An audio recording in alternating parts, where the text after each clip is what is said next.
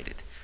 So now, in these days, men and women worry themselves a great deal concerning the locus and quo of their fleshless friends, about the deity or no deity question, and 100 others of the like, not the least important of which is the concerning the nature, origin, and final destiny of the soul itself.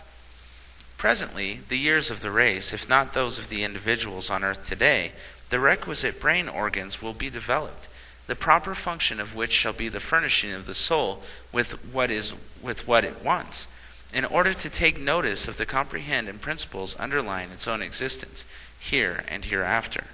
Till then, the facts, it must be admitted, even while many of the bases of these very facts remain involved in impenetrable mystery. It must take many things for granted, its own immutability included, in many instances without any very perfect or intimate knowledge of the why, on the cogito ergo sum principle.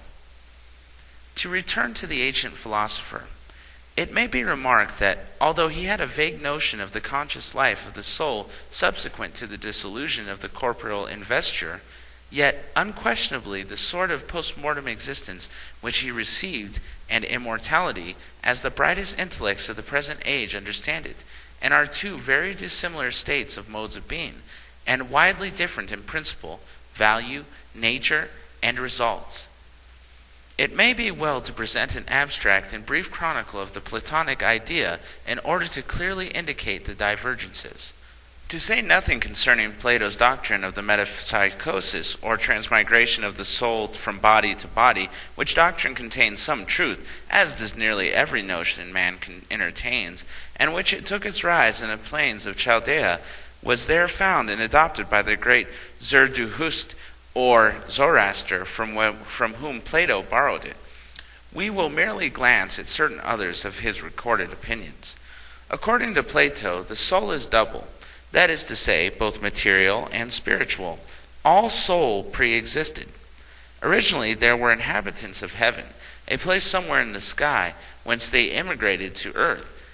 Their sole mission is to become developed, which process is effected in the wise. Each soul must animate successively a prodigious number of bodies, every stage of their career occupying not less than a period, which may be set down as 100 years, and must be repeated an incalculable number of times. They then return whence they came to heaven, are permitted by the gods to remain for an allotted term, after the expiration of which they are again compelled to go forth and occupy successive bodies as before. Consequently, all human souls are, according to the Platonic theory, destined to nearly an everlasting repetition of same general processes, are fated to the utmost endless around the defilements and purifications of returns to heaven and abysmals to earth, not to speak of sundry sojourns to the very bad localities on the route. Plato taught that these souls do not entirely forget their experiences, joys, sorrows or ambitions, hopes, cares, anxieties, in short, none of their varied experiences during the several incarnations, and that all the portion of human knowledge at present point in time was not the real acquisition of the present, as it seemed, but was composed merely of the memories and reminiscences of innumerable past careers, the present recognition of the facts and incidents which transpired in some pre-existent stage of their tremendous career. That these are truly magnificent notions, scarce anyone who can truly grasp them will deny, even though to some persons they may appear to be the very quintessence of poetry. Transmigration in a form has certainly been, if not hereafter to be, the lot of man. I do not believe the Platonic conception of this great truth to be a correct one, nor that man will ever undergo the doom again. Yet, that soul has reached its presence through many an inferior state is a self-evident fact to me.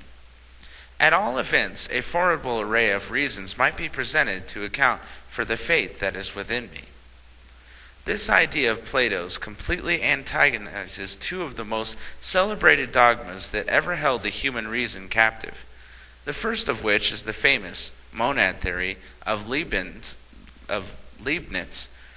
albeit he came very near the truth, as has been seen, and the other the modern doctrine that souls, like bodies, are formed, made, created here, and that the origin is a common one in utero. Before the conclusion of the task assigned me, I shall have occasion to resort again to both of these latter doctrines. At present, let them pass. Plato maintained that the soul was divine particulum aure, an emanation from God himself, a portion of his immaculate being, detached for a time only, and that after innumerable transmigrations it was reabsorbed into himself again, and loses its own distinctiveness. Of course, this notion, if it to be true, instead of proving immortality, as Plato supposed, in fact disproves it altogether. That is, if immortality be conceded to be a continuance of personal identity and the individual duration subsequent to the demise of the physical body.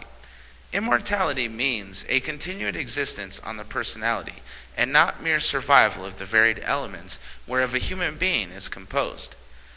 The particular deific emanations which constitute souls of A, B, C, and D, respectively, as soon as they become souls, are beings totally distinct from all else that exists, and must forever remain so.